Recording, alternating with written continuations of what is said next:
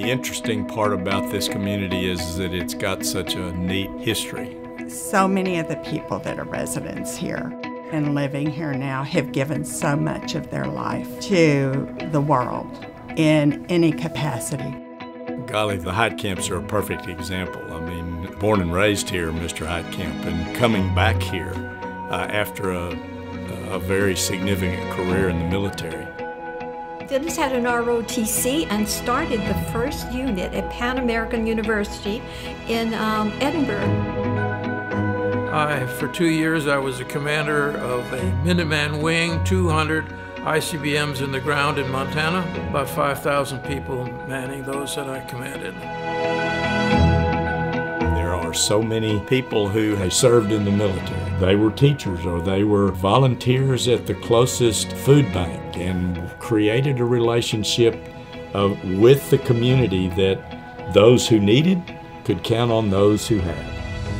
EdenHill Communities remains one of the only not-for-profit senior living services providing the full continuum of care. That's going to include assisted living, memory care, skilled nursing, both short-term and long-term. We also offer those services to the community at large. So assisted living, memory care, skilled nursing is available to anyone in the surrounding community.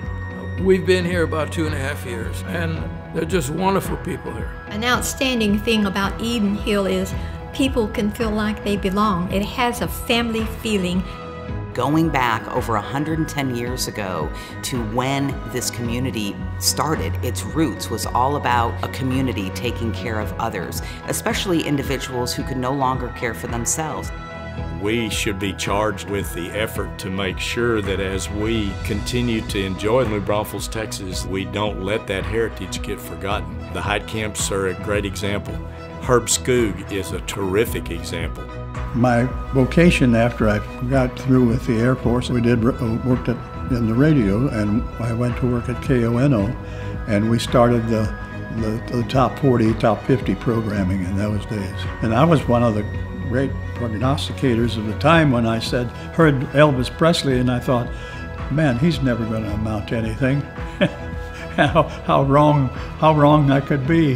Well, EdenHill is different because it is a nonprofit organization. It was founded by a church group. I've been amazed at the fact they have a wonderful thing here called the Benevolence Fund, and the money that is contributed to that fund is used to take care of people who are here that need help, and nobody, to my knowledge, in the time that I've ever heard of, has ever been turned away if they ran out of money.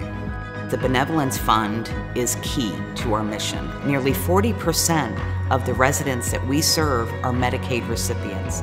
Medicaid in the state of Texas is one of the lowest reimbursing states in our nation, and it comes up short approximately $42 per day per resident that we serve. In fact, last year, EdenHill donated almost $1.2 million of uncompensated care. Today, many people either outlived their resources or chose noble professions in which then they did not have the resources to carry them through retirement. The people that have given so much of their life to us, but they've run out of resources. They've used up everything they have. And we talk about the people sitting at the table and the community of the residents and how important that is to have the relationships with everybody else. To the very end, it bridges the gap. And for that reason, this Benevolent Fund is so important. We take our responsibility very seriously in regards to taking care of those who have taken care of others for their entire life. And it is our responsibility now to ensure that their remaining days are lived out in comfort with dignity and quality care and services. The statistics tell us that over 500 nursing homes in the last several years alone have had to shut their doors because they could no longer afford to care for the people that were coming to their doorstep. We want to continue to preserve the mission, preserve the legacy, and take care of those individuals that are in need. And that's why it's important more now than ever that you help support EdenHill.